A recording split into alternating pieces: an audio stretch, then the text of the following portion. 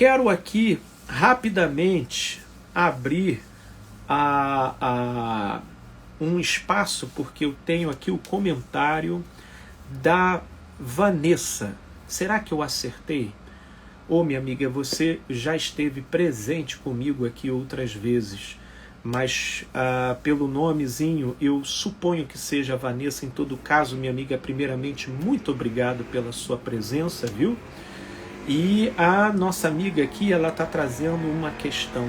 Boa noite, Felipe. Como identificar o perfil desses manipuladores, aliciadores e estelionatários que aplicam esses golpes, como, por exemplo, golpe do amor virtual, muito falado atualmente? Querida Vanessa, você fez a pergunta... acertei, né? Que bom, Vanessa. Você fez a pergunta que é o cerne da nossa live.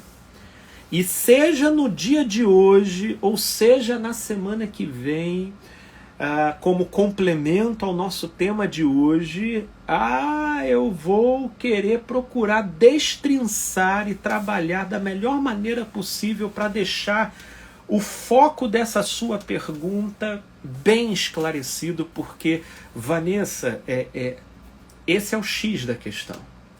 Como detectá-los?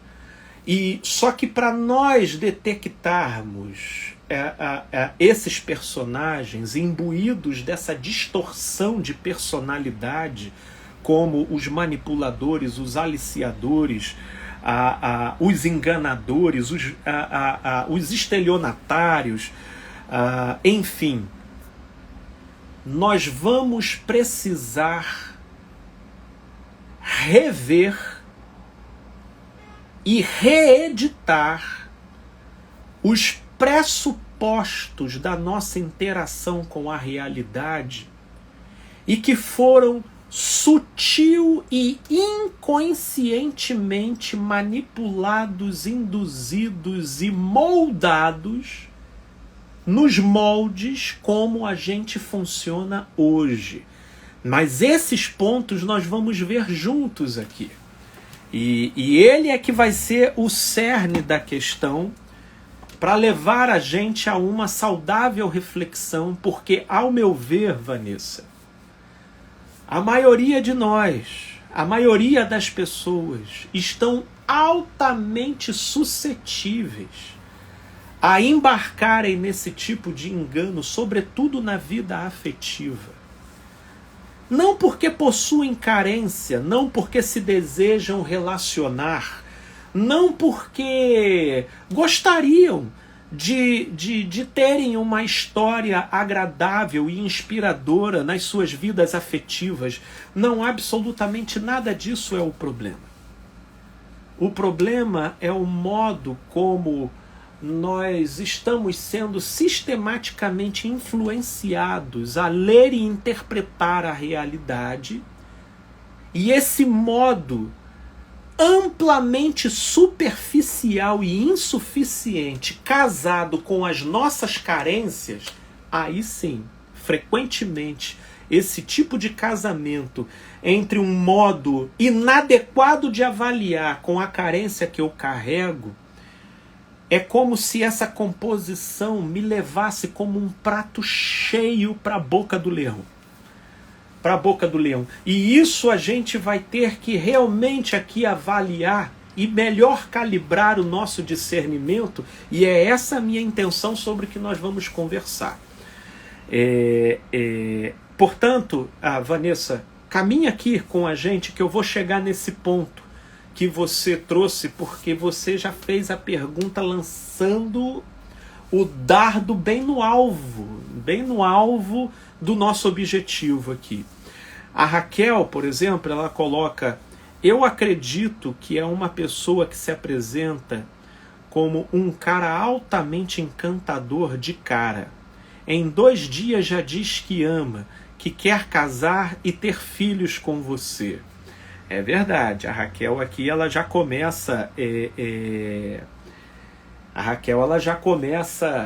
a desdobrar um pouco a direção dos caracteres, da aparência, do modo como esses atores, como por exemplo aqui a própria Vanessa coloca, eles se apresentam. O que acontece, Vanessa? O nosso tempo regulamentar aqui, um dado prático, né? É um dado prático, o Raquel, é verdade. O fato é que o nosso tempo regulamentar aqui, ele está chegando bem no tempo em que nós temos para realizarmos aqui. Eu tenho apenas aqui no máximo mais uns 5 minutos, e definitivamente 5 minutos não daria para eu encerrar, principalmente uma questão como a Vanessa colocou aqui: como seria esse modo inadequado? Pelo menos essa pergunta eu vou responder agora, Vanessa. Como se dá esse modo inadequado na nossa maneira de ler e interpretar a realidade? Olha, pela via da tecnologia e o seu desenvolvimento, as funções psico-neurofisiológicas do ser humano estão cada vez menos sendo úteis para a resolução e para a nossa efetiva atuação na realidade.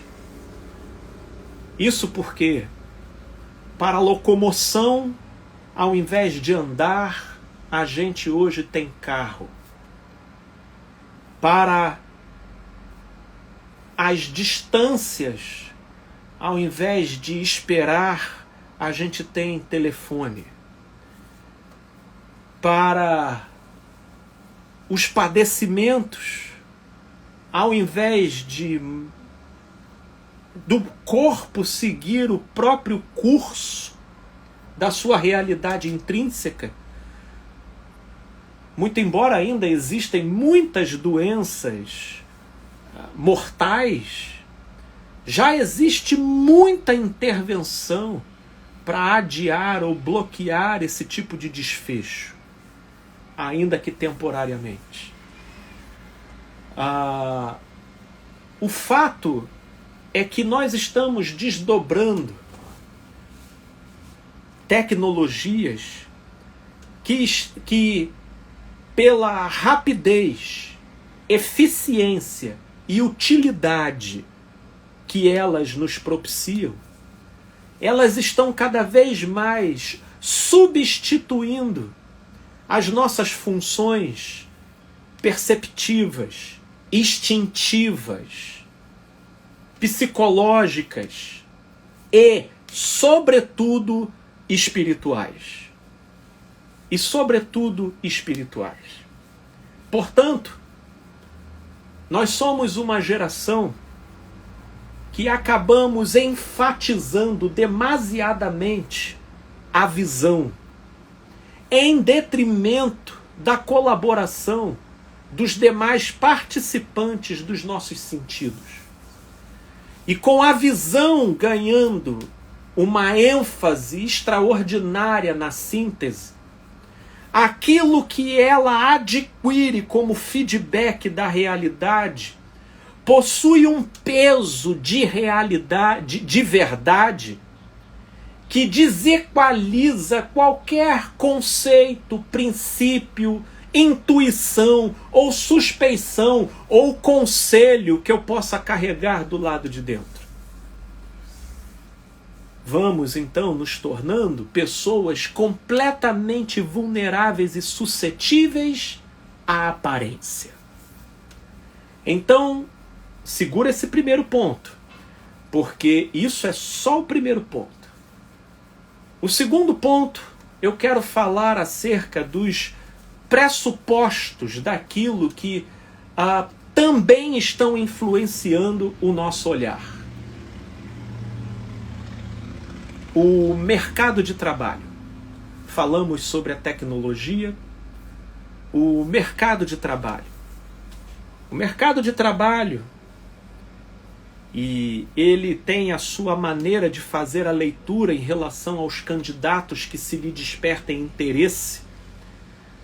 E essa leitura e essa avaliação, ela é feita em cima de um currículo, que é uma informação descritiva acerca da pessoa. Nesse currículo estão ali credenciais dentro daquilo que comunica e estabelece uma relação de pertinência com as exigências do mercado, mas não tem qualquer valor consistente a nível espiritual e existencial. São apenas títulos. O sujeito é formado nisso, o sujeito é formado naquilo, o sujeito é formado naquilo outro e tudo mais. E toda essa conjuntura, ela também vai, de uma certa forma, moldando a nossa subjetividade coletiva e sutilmente induzindo a nossa... ela vai sutilmente induzindo o capitaneamento das nossas ênfases.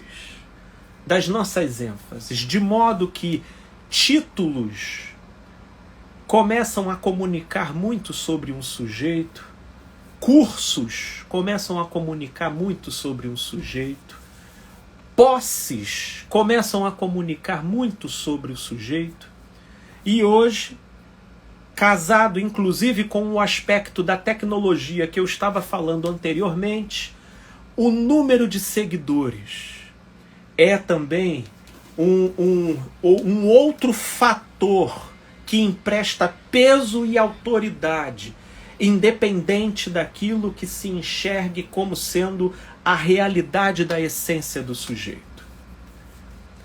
Por enquanto, isso eu estou aqui respondendo a pergunta da querida Vanessa, como seria esse modo inadequado? Vanessa, minha amiga, ainda tem mais elementos que eu quero aqui citar, mas eu quero só deixar o gostinho desses que eu estou comentando aqui. Semana que vem eu quero falar um pouco mais desse modo inadequado de se ler e interpretar. A gente vai aqui destrinçar as prerrogativas e os elementos presentes nessa observação em que nos torna vulneráveis a esse tipo de engano e manipulação.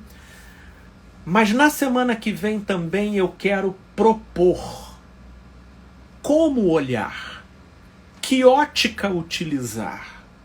Existe uma maneira de a gente então avaliar, e não no sentido de ter a total garantia de que nós vamos acertar, mas sem sombra de dúvida no que nós vamos refletir aqui, nós iremos diminuir consideravelmente a probabilidade da possibilidade do engano, né? Que hoje é tão corriqueiro que muita gente, se sentindo vulnerável, está com medo de se entregar, está se fechando, está se bloqueando, e essa é uma dimensão da vida que eu creio que pode ser vivida. E eu acho que tem muita coisa bacana que a gente pode refletir a partir desse filme, dessa história e desse tema. Então, minha amiga Vanessa está aqui dizendo que foi ótimo, que bom. Olha a minha amiga Grace aqui, que saudades, minha amiga, que bom tê-la aqui presente também. Olha, o Jefferson está lembrando que a próxima quarta-feira é quarta-feira de cinzas, mas Jefferson, a princípio para mim tá ok, eu vou estar por aqui, então não vai ter problema de eu conduzir. Eu espero de coração que todos os meus demais amigos e amigas aqui também possam estar presentes, viu? Então, quem não assistiu, depois pega do início essa live, ela vai ficar gravada lá no meu canal no YouTube e aqui no meu canal no IGTV. E se Deus quiser, na próxima quarta às 19h30 eu aguardo todos vocês pra gente gravar aí a parte 2 desse nosso tema, viu? Um beijão, gente boa. Tudo de bom pra vocês.